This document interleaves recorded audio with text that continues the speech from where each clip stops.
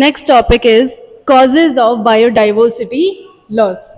ठीक है, कैसे कौन से रीजंस हैं जिसकी वजह से हमारी जो बायोडाइवर्सिटी है, जो हमारे प्लांट्स एनिमल्स हैं, उनका लॉस हो रहा है। So there are 4 causes of the loss of biodiversity. First one is habitat loss and fragmentation. Second is overexploitation. Third one is alien species invasion. And fourth one is co-extinctions. ठीक है, ये 4 reasons हैं जिनकी वजह से हमारा biodiversity loss हो रहा है। तो first is habitat loss and fragmentation. Habitat वो जगह होती है जहाँ पे कोई भी ऑर्गेनिज्म रहता है। ठीक है, यानी कि आप बोल सकते हैं कि किसी भी ऑर्गेनिज्म का घर, उसे हम क्या कहते हैं, हैबिटेट। अगर किसी के भी हैबिटेट को लॉस कर दिया जाए, उसे डिस्ट्रॉय कर दिया जाए, तो वहाँ पे रहने वाले जो ऑर्गेनिजम्स होंगे वो भी क्या हो जाएंगे, साथ के साथ खत्म हो जाएंगे। तो ये एक बड़ा रीज़न है कि जिसकी वजह से हमारी जो बायोडाइवर्सिटी है उसका लॉस हो रहा है। तो इसमें देख लेते हैं, habitat loss and fragmentation is the most important cause of animals and plants extinctions. ठीक है, तो जो हमारी हैबिटेट लॉस है, ठीक है, इसकी वजह से क्या होगा कि अगर हम एक फॉरेस्ट एरिया की बात करते हैं तो वहाँ पे हम जितने भी प्लांट्स को ख़त्म करेंगे, जितने भी एरिया को हम क्लीन कर देंगे, क्लियर कर देंगे, उसकी वजह से क्या होगा, एक तो सारे प्लांट्स जितनी भी स्पीशीज़ वहाँ पे होंगी वो क्या हो जाएंगी, ख़त्म हो जाएंगी। और जितने भी वहाँ पे रहने वाले एनिमल्स हैं, जो एनिमल्स अदर प्लेस पे मूव कर लेंगे वो क्या करेंगे, सरवाइव कर लेंगे। लेकिन जो जो ऑर्गेनिजम्स वहाँ पे रह जाएंगे वो क्या हो जाएंगे, एक्सटिंक्ट हो जाएंगे, यानी कि बिल्कुल ख़त्म हो जाएंगे। इस तरीके से जो ये हैबिटेट लॉस है काफ़ी टाइम से चला आ रहा है, जिसकी वजह से क्या है, हमारे जो स्पीशीज़ हैं, हमारे जो प्लांट्स हो गए, चाहे हमारे एनिमल्स हैं, वो धीरे धीरे क्या होते जा रहे हैं, बिल्कुल ख़त्म होते जा रहे हैं। ठीक है, एक्सटिंक्ट होते जा रहे हैं। अब इसमें नेक्स्ट है the Amazon rain forest lungs of the planet. ठीक है, इससे हम क्या बोलते हैं, लंग्स ऑफ द प्लैनेट। ये क्यों बोला जाता है, क्योंकि जो अमेज़न रेन फॉरेस्ट है वो सबसे ज़्यादा ऑक्सीजन का प्रोडक्शन करता है, अराउंड 18%, है ना। तो इसकी वजह से क्या बोलते हैं, हम इसे lungs of the planet. Having millions of species is being cut and cleared for cultivating soybeans और फॉर कन्वर्जन टू ग्रासलैंड। जो अमेज़न रेन फॉरेस्ट है, इसका जो कुछ एरिया है उसको क्लीन कर दिया गया, क्लियर कर दिया गया। किस चीज़ के लिए क्लियर कर दिया गया, कि वहाँ पे हम सोयाबीन का कल्टीवेशन कर सकें, सोयाबीन को उगा सकें, या फिर उसको ग्रास लैंड में कन्वर्ट कर सकें। ठीक है, जिसकी वजह से आप वहाँ पे काफ़ी सारी चीज़ें कर सकते हो। तो इसकी वजह से क्या हुआ होगा, जो वो एरिया है, फॉरेस्ट का जो एरिया है, मान लो ये हमारा क्या है, फॉरेस्ट एरिया है, इतने एरिया को हमने क्या कर दिया, क्लियर कर दिया। ठीक है, यहाँ से तो यहाँ पे प्रेजेंट जितने भी आपके प्लांट्स रहे होंगे, जितने भी आपके एनिमल्स रहे होंगे, वो सारे के सारे क्या होंगे, प्लांट्स तो बिल्कुल खत्म हो चुके हैं। एनिमल्स, जो बड़े बड़े एनिमल्स होंगे वो किसी और जगह पे मूव कर गए होंगे। लेकिन जो छोटे छोटे माइक्रो, मतलब जो हमारे छोटे इंसेक्ट्स हैं, ठीक है, या फिर कुछ और ऑर्गेनिजम्स हो सकते हैं, वो भी साथ के साथ क्या हो गए, बिल्कुल ख़त्म हो गए हैं। तो ये सबसे बड़ा रीज़न है कि जो हमारे क्या हो रही है, बायोडाइवर्सिटी का लॉस हो रहा है। इसकी वजह से कितने प्लांट्स ख़त्म हो गए हैं, कितने सारे जो ऑर्गेनिजम्स हैं, एनिमल्स हैं, वो हमारे ख़त्म हो गए हैं। ठीक है, when large habitats are broken up into small fragments due to various human activities, mammals or birds requiring large territories migrate and badly affected. तो इसमें क्या होगा, जो हमारे हैबिटेट्स हैं, ठीक है, आप उनको छोटे छोटे फ्रेगमेंट्स में डिवाइड कर रहे हो, ये किस वजह से होगा, क्योंकि ह्यूमन एक्टिविटीज़ ही इतनी ज़्यादा हो गई है। वो अपने मतलब के लिए, अपने कल्टीवेशन के लिए, अपने इंडस्ट्रियलाइजेशन के लिए, इन सब के लिए क्या कर रहे हैं, सारे फॉरेस्ट एरियाज़ को क्लियर करते जा रहे हैं, जिसकी वजह से सारे प्लांट्स को और जितने भी हमारे एनिमल्स हैं उनमें से बहुत सारे स्पीशीज़ को क्या हो रहा है, बहुत ज़्यादा नुकसान हो रहा है। अब जो माइग्रेट कर लेते हैं, माइग्रेट क्या होगा, जब कोई एक प्लेस से दूसरे प्लेस पे मूव कर लेता है, तो माइग्रेट जो कर लेगा वो तो इजीली सर्वाइव कर सकता है ना। जैसे इसमें बोला गया कि जो हमारे मैमल्स हैं एंड बर्ड्स हैं, उनको क्या चाहिए, बड़ी टेरिटरी की ज़रूरत है माइग्रेट करने के लिए, जहाँ पे वो उनको इन्वायरमेंट मिले, जहाँ पे वो इजीली सर्वाइव कर सकें। लेकिन इसकी वजह से क्या होगा, जिन्होंने माइग्रेट कर लिया है वो तो सर्वाइव करेंगे, लेकिन जिन्होंने माइग्रेट नहीं कर पाए किसी भी रीज़न से, वो क्या हो जाएंगे, अफेक्टेड हो जाएंगे, यानी कि वो क्या हो जाएंगे, बिल्कुल ख़त्म हो जाएंगे। और जैसे जैसे आधी स्पीशीज़ ख़त्म होती जाएगी, एक टाइम आएगा जब पूरी स्पीशीज़ क्या हो जाएगी, हमारी बिल्कुल एक्सटिंक्ट हो जाएगी। तो ये एक बहुत बड़ा रीज़न है हमारे बायोडाइवर्सिटी लॉस का, कि उनके हैबिटेट्स को क्या किया जा रहा है, डिस्ट्रॉय किया जा रहा है ना।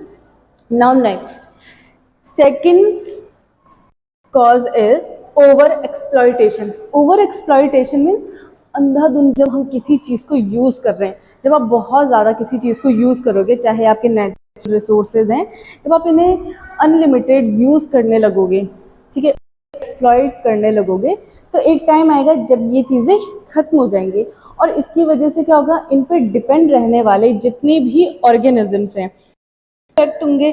ठीक है, तो क्या होगा, जब रिसोर्सेज ख़त्म हो जाएंगे तो डिपेंड रहने वाले ऑर्गेनिजम्स हो जाएंगे, धीरे धीरे करके ख़त्म हो जाएंगे। ठीक है, तो ये भी हमारा एक बहुत बड़ा रीज़न है कि जो हमारी बायोडाइवर्सिटी है उसका लॉस हो रहा है।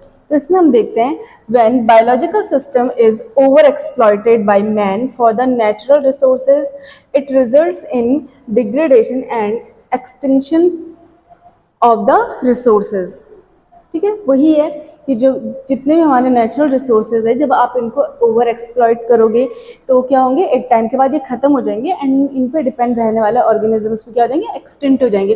For examples, stylus, sea cow, Pacific pigeon etcetera. ठीक है, तो ये दो स्पीशीज हैं जिनको ओवर एक्सप्लॉइट किया गया और ये क्या हो गए, एक्सटिंक्ट हो गए हैं।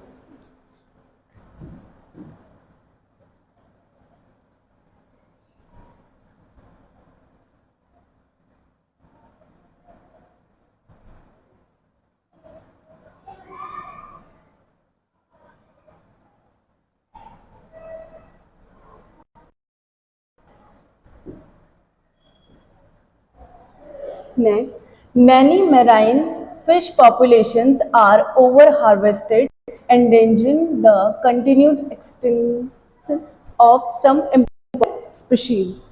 ठीक है, काफ़ी सारी फिशेज भी ऐसी हैं जिनको ओवर हार्वेस्ट किया जा रहा है। ठीक है, तो ये कैसी कैटेगरी में आए, एंडेंजर्ड स्पीशीज़ की कैटेगरी में आ गई। एंडेंजर्ड स्पीशीज़ होती हैं जो कि अगर इन्हें प्रोटेक्ट नहीं किया गया, इन्हें कंजर्व नहीं किया गया, तो आने वाले टाइम में ये एक्सटिंक्ट हो जाएंगी, यानी कि इस अर्थ से पूरी तरीके से ये खत्म हो जाएंगी, एक्सटिंक्ट हो जाएंगी, जिसके बाद आप इन्हें कभी नहीं देख पाओगे। ठीक है, ऐसे काफ़ी सारी स्पीशीज़ प्रेजेंट है यहाँ पे। Now third is alien species invasion. Alien कोई भी फॉरेन ऑर्गेनिज्म है, जो भी बाहर से आने वाला ऑर्गेनिज्म है, वो हमारे लिए क्या हो गया, एलियन। ठीक है, एंड इन्वेजन मीन्स होता है अटैक करना, या अटैकर्स आप बोल सकते हो।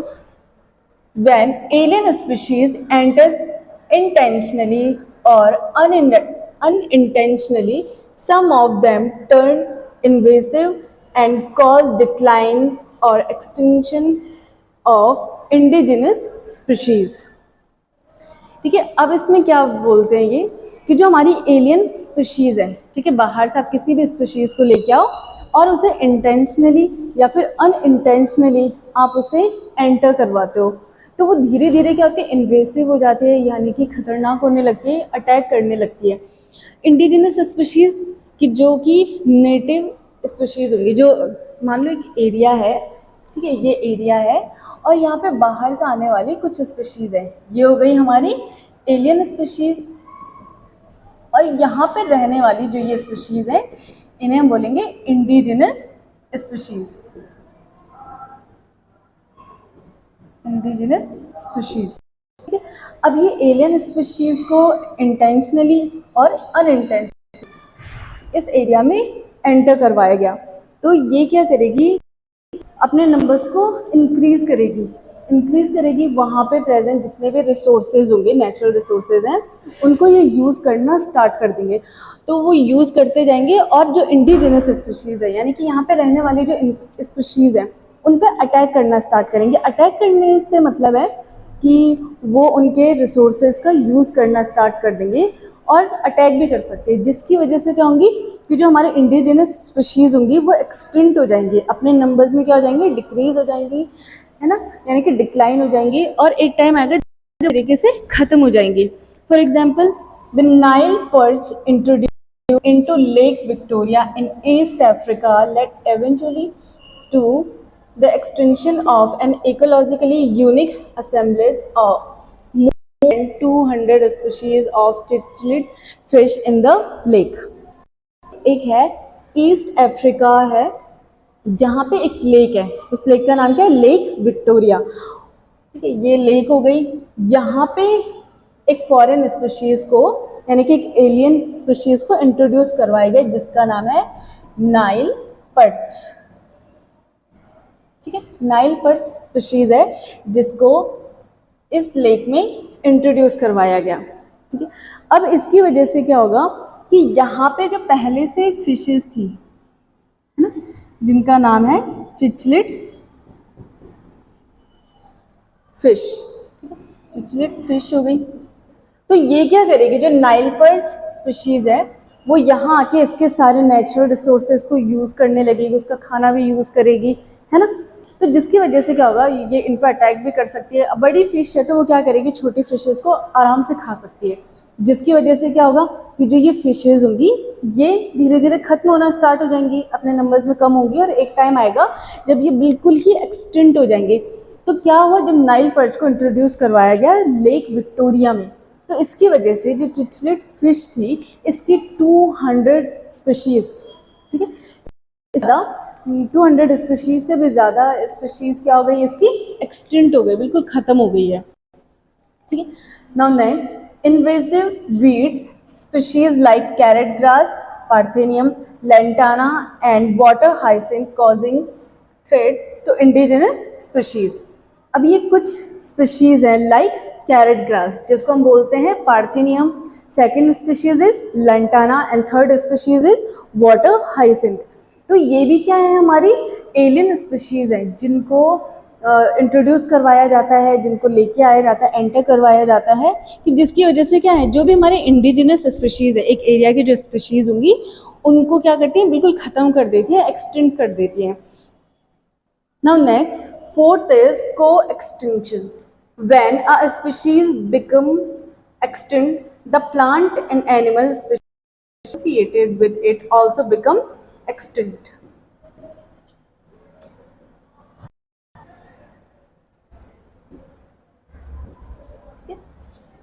When a host fish species become extinct, its unique assemblage of parasites also become extinct. Co-extinctions क्या होता है कि इसमें कोई एक स्पीशीज है, ठीक है, मान लो कि ये फिश है, एक फिश है ना. अब इस पे क्या है, एक एज अ पैरासाइट इस पे कोई ऑर्गेनिज्म रहता है, मान लो यहाँ पे एक ऑर्गेनिज्म है ना. अब ये क्या करेगा, जो पैरासाइट होता है वो किसी की भी बॉडी पे रह के फीड करता है. अगर बॉडी के बाहर भी फीड कर सकता है, जो बाहर रहने वाला है उसे हम कहते हैं एक्टोपैरासाइट, जो बॉडी के बाहर से फीड करते हैं. एंड बॉडी के अंदर रह के फीड करेंगे तो उसे हम बोलेंगे, क्या बोला जाएगा इसे, जो हमारी, इसे हम बोलेंगे एंडोपैरासाइट. जो बॉडी के बाहर से फीड करेंगे एक्टोपैरासाइट, एंड बॉडी के अंदर रह के फीड तो उसे हम बोलेंगे एंडोपैरासाइट. ठीक है, मान लो ये एक फिश है और इस पे ये ऑर्गेनिज्म फीड करता है. ठीक है, अब क्या होगा, किसी रीज़न से ये जो फिश है वो एक्सटिंक्ट हो गई, ख़त्म हो गई. तो इसके साथ साथ ही क्या होगा कि जो इस पर डिपेंड रहने वाला ऑर्गेनिज्म था, जो इस पर डिपेंड रहने वाला पैरासाइट था, वो भी क्या हो जाएगा, एक्सटिंक्ट हो जाएगा. तो इसको हम बोलते हैं को एक्सटिंक्शन. ठीक है, इस तरीके से हमने देखा कि हमारे पास क्या है, 4 रीजंस हैं जिनकी वजह से क्या हो रहा है, बायोडाइवर्सिटी लॉस हो रहा है. जिसमें हमने देखा कि हैबिटेट लॉस होने की वजह से क्या होगा, बायोडाइवर्सिटी लॉस हो सकता है. ठीक है, ओवर एक्सप्लॉयटेशन होगा किसी चीज़ का, उसकी वजह से भी क्या होगा, बायोडाइवर्सिटी लॉस होगा. एलियन स्पीशीज़ इन्वेजन होगा, यानी क्या बाहर से किसी स्पीशीज़ को लेके आ रहे हैं और वो जो इंडिजिनस स्पीशीज़ होगी उस पर अटैक करेगी, उसके नेचुरल रिसोर्सेज पे अटैक करेगी, उसके फूड पे अटैक करेगी, उसके हैबिटेट पे अटैक करेगी. जिसकी वजह से क्या होंगी, हमारी बायोडाइवर्सिटी लॉस होगी, को एक्सटेंशन होगा, यानी कि कोई भी ऑर्गेनिज्म किसी रीज़न से क्या हो गया, एक्सटिंक्ट होना स्टार्ट हो गया, एक्सटिंक्ट हो गया, तो उस पर डिपेंड रहने वाला, उस पर फीड करने वाला ऑर्गेनिज्म भी क्या हो जाएगा, साथ के साथ एक्सटिंक्ट हो जाएगा। तो ये 4 रीजन्स हमारे बायोडाइवर्सिटी लॉस के।